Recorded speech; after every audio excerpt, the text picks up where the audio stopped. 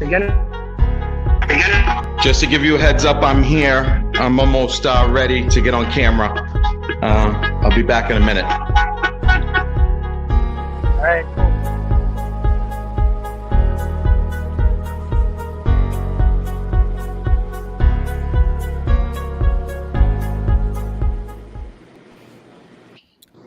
Good evening, everyone. This is the Boston Independent Drivers Guild. This is a Boston Independent Drivers Guild coming at you on March 23rd, 2022. And the topic for today is Rideshare 101 taxes. Okay, it's tax time. Now, I don't know if you're going to be crying, making it rain in tears, or making it rain in tax refunds. However, this is just some advice for our fellow rideshare drivers and gig workers. And as we know, one uncle you don't want to mess with when it comes to the tax world is Uncle Sam. And so just to give us some background, Steve, are you able to just give us some background about BIDG and how it started? Are you able to do that right now while I start sharing this with the others in the group? Yeah, I can. Do me a favor. So basically about taxes. So yeah, basically almost just about everything is a tax write-off. Your mileage. Oh, this is about just what BIDG is, when we started, what we're about. Oh, yeah. So BIDG is basically, we are your friend and your shoulder. Well, you know, we're here to protect you any way we can. So we started this group in an effort to make sure that we help you learn, help educate you in your rights and whatever else there is, as far as news and ride sharing, delivery, you name it, we can try and get you it as best we can. We're here fighting for you. You're welcome to join us too in the fight to protect your rights and ensure that these companies are going to obey the law in every fashion. It is a long fight. It's been a long fight, but we're making strides and we're winning. So that's the good thing. They hate us, but hey, so what? I think that's a little biased commenting, but anyways, let's keep it to the topics. Positivity. We want to talk about positivity here, okay?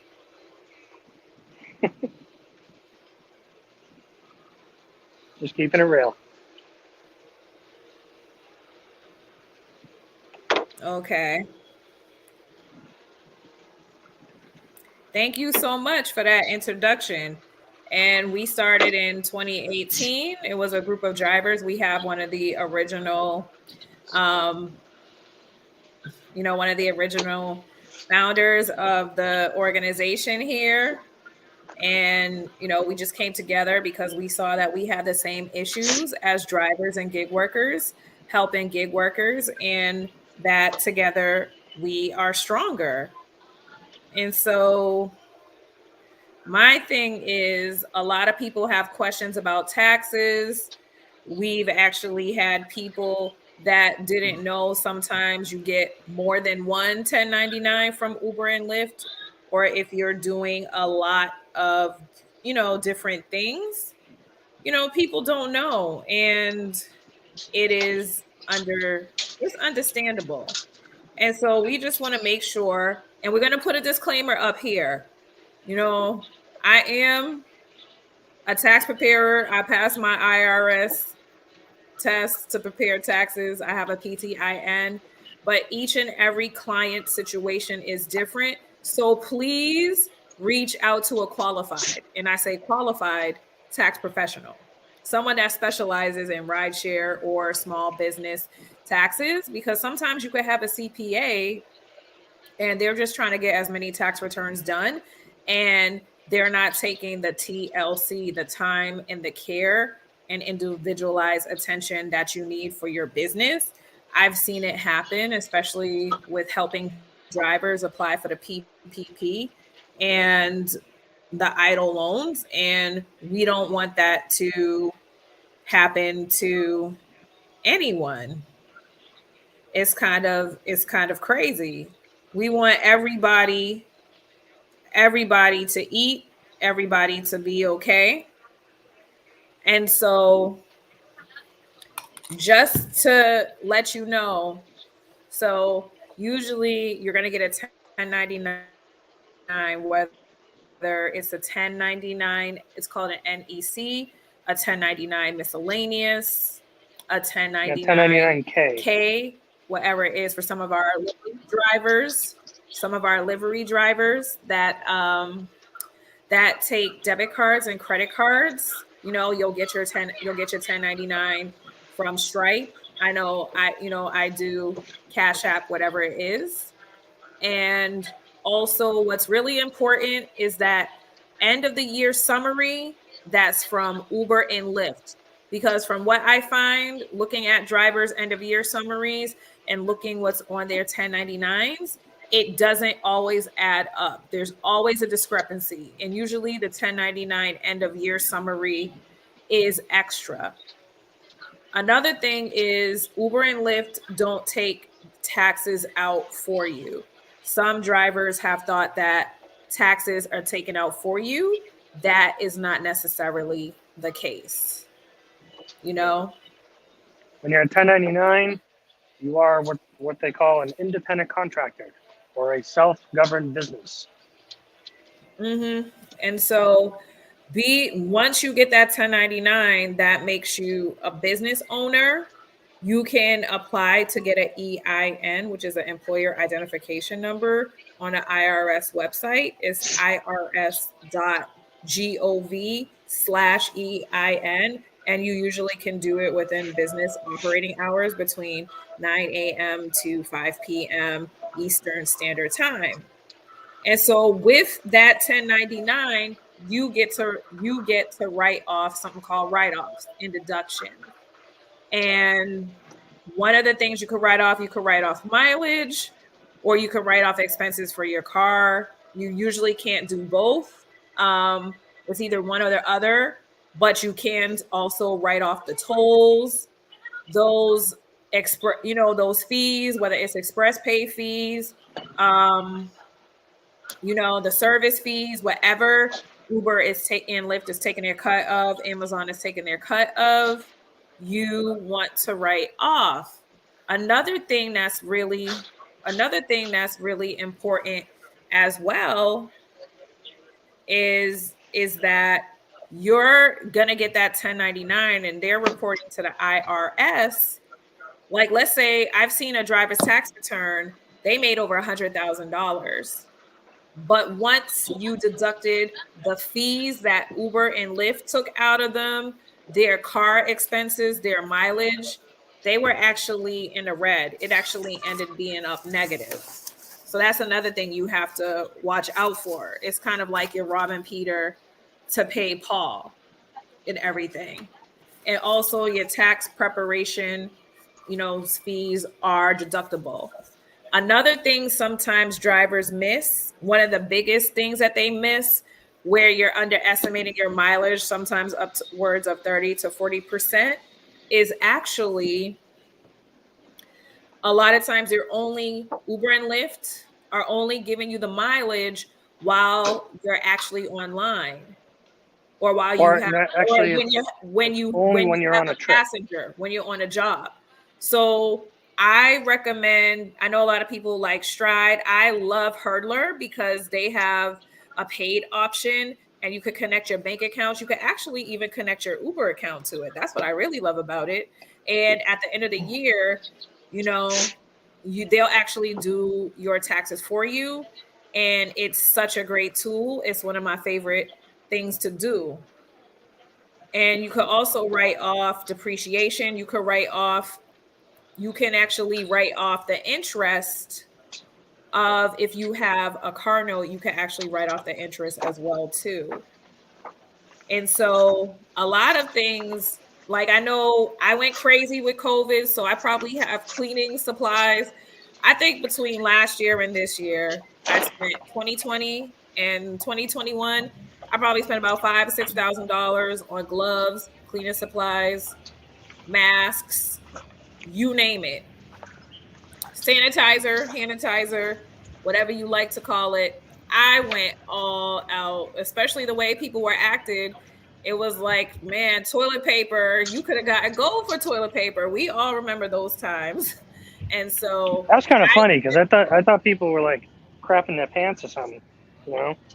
no, I bought some wipes. I was like all out. I had a little stash. I still have a little stash. I got my NIOSH respirators, my KN95s, my medical surgical mask. I was not messing around. Like I got the Lysol, the Microban, you name it. Whatever killed the Rona, COVID, the Roro, whatever you like to call it.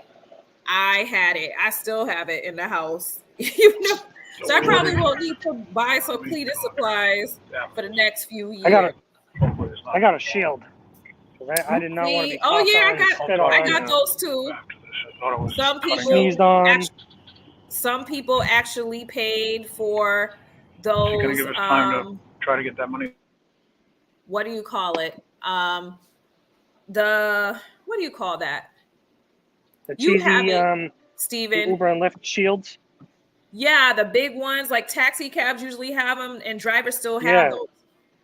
Those are tax deductible.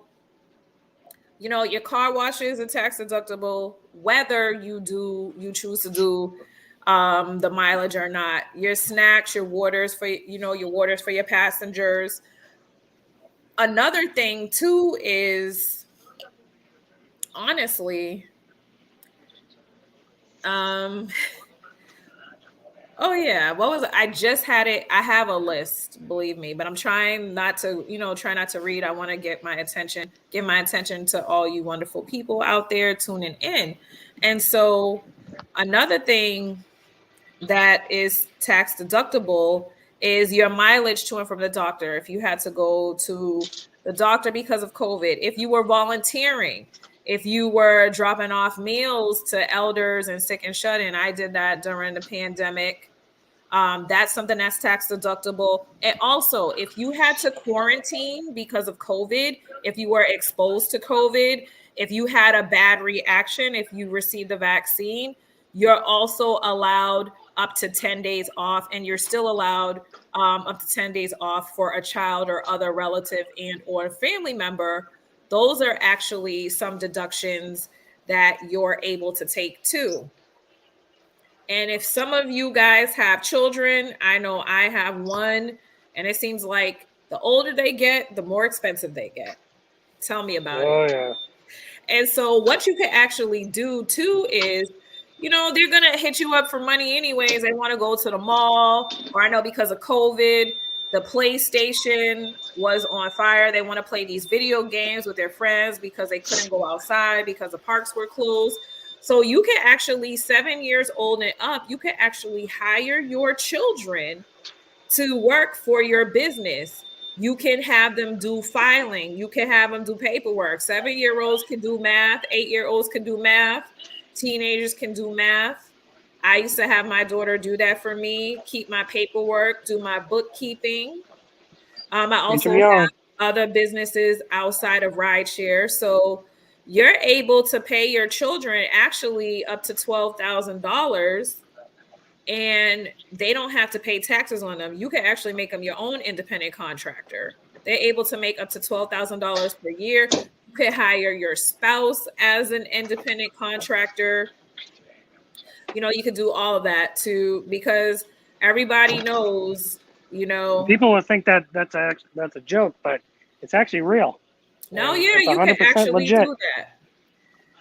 You could actually do that. You could write off a percentage of your cell phone, your internet. I have Pandora for the passengers. When I used to drive, I actually used to have a streaming cable service and have a pad for the passengers to actually watch. So that was also tax deductible, having the cable in the car for the passengers to watch as well. If you have to travel. Okay, let's do talk. if you have like Play Octopus and Elfie in the back, that's a great chance to get you added income too, to Yeah. offset those taxes too. And they'll be sending you a 1099 at the end of the year. So, Yep. you could write that off too. But those are tax breaks that most people don't realize. Even parking. When I pay to park, that's tax deductible. You have to go to another state to drop off a passenger. One time that happened to me, it was in the middle of the night. If you have to stay in a whole, your travel expenses for going way out of town, those are things that are tax deductible as well. Legal You and want to be nice professional and services. Some of us, like me, we have our businesses in an LLC.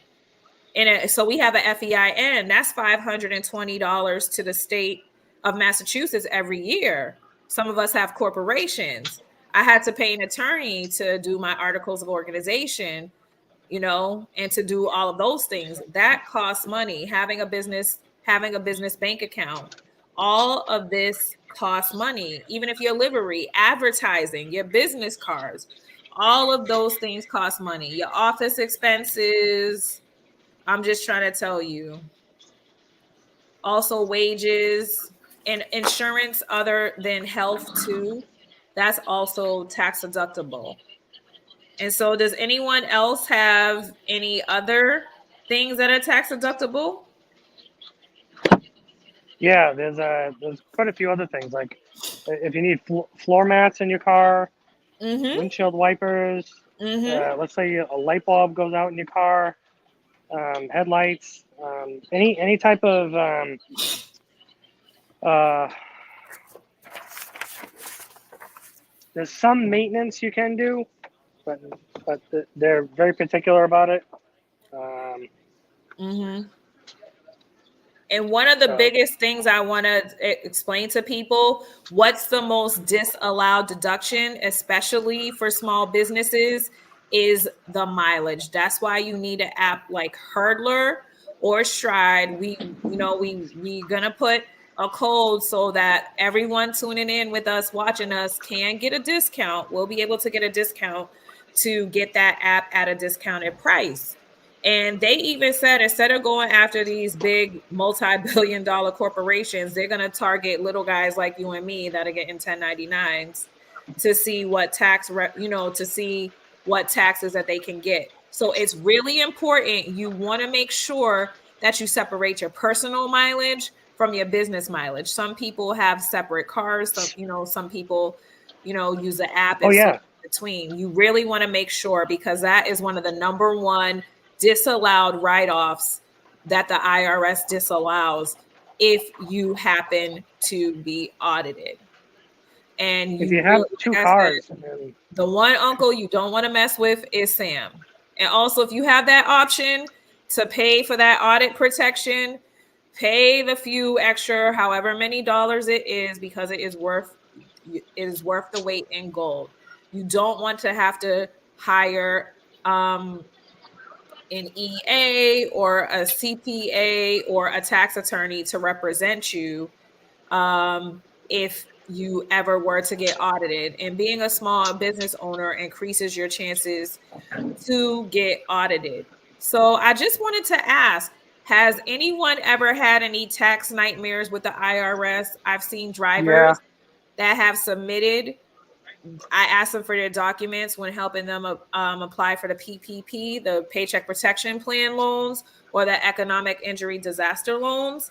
And I was like, well, I see this 1099 here, but this isn't on your taxes, you know? So does anyone have any tax horror stories that they would like to share with us? yeah. Has anyone ever owed Uncle Sam? Oh yeah. So Steve, you want I to got a go? tax levy.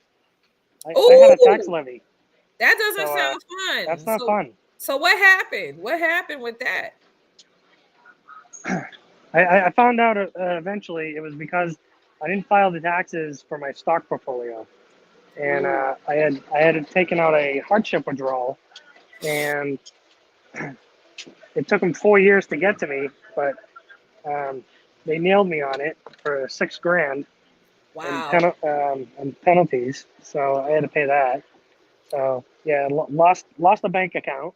Luckily, I have multiple bank accounts, so I can separate my personal money from my business money Mm-hmm. and whatever other business ventures I'm into.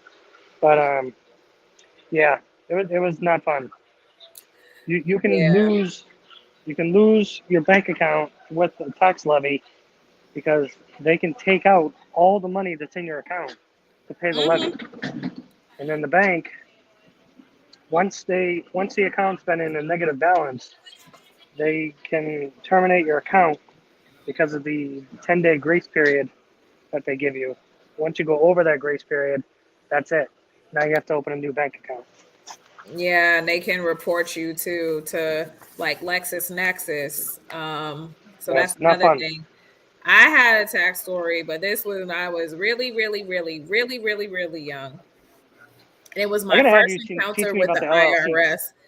Never ever have a certain amount of money in your bank account, but you're not claiming any taxes. That's all I'm gonna say. I learned the hard way, but it only cost me a couple $100, thankfully. That was it. So like I said, to each and every one, you know, you just want to not mess with Uncle Sam. Believe me, Uncle Sam is not for play. And just to let everyone know, I'm telling you, we wish each. Oh, another thing I forgot to say. This is really, really important. I can't believe I forgot to say this. And this is the most, they like save the best for last. One of the most important things I forgot to say. So, because of the CARES Act, you can actually go off of your 2019 taxes, your 2020 taxes, or your 2021 taxes and see which refund is going to give you the highest return. That's what they're doing with the CARES Act. And also, if you end up having a loss because of those years, you can actually you can decide.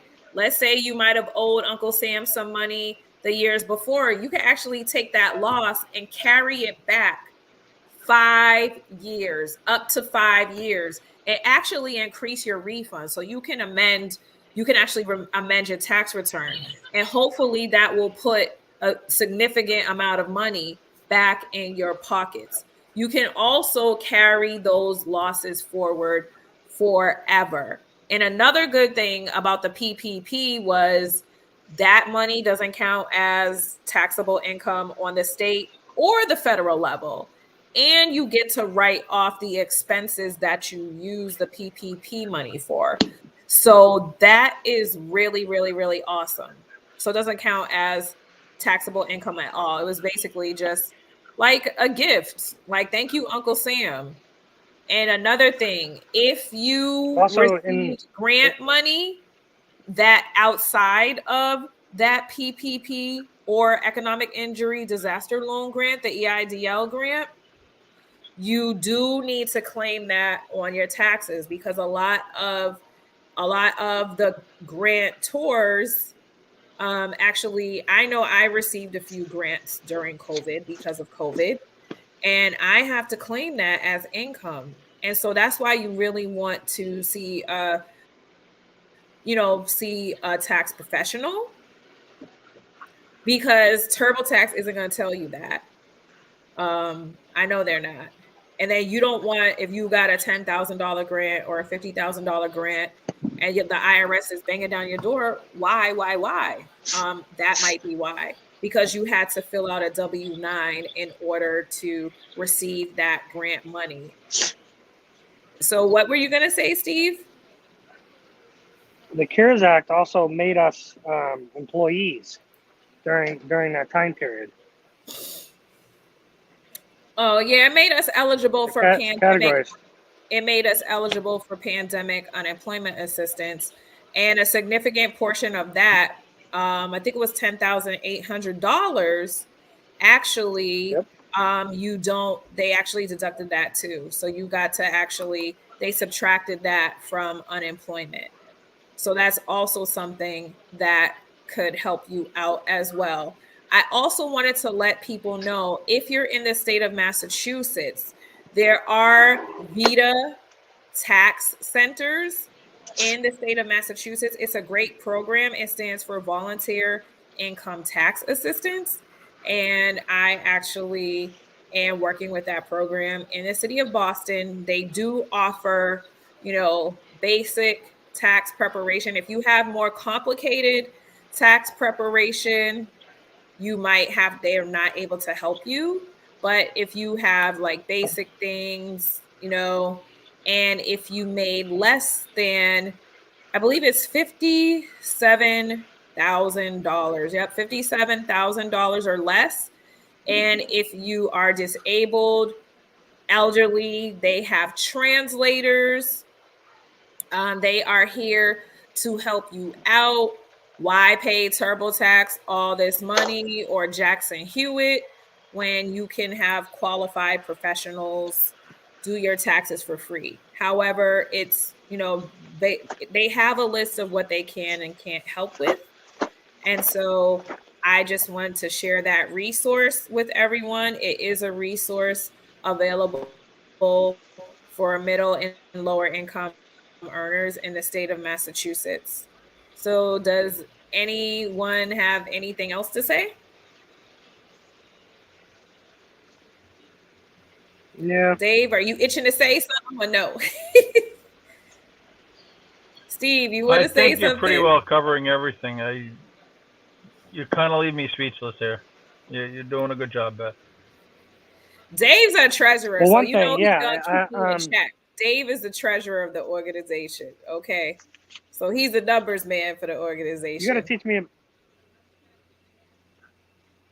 You got to teach me about these LLCs, because I've been looking into them, and there's something about them that I really, really am intrigued on, and I want to know more about it. Yeah, I mean, because as soon as that class, I'm able to next year, about livery. I'm starting my own business. Awesome. That's what we need. We need more entrepreneurs. We need more people to start their own businesses.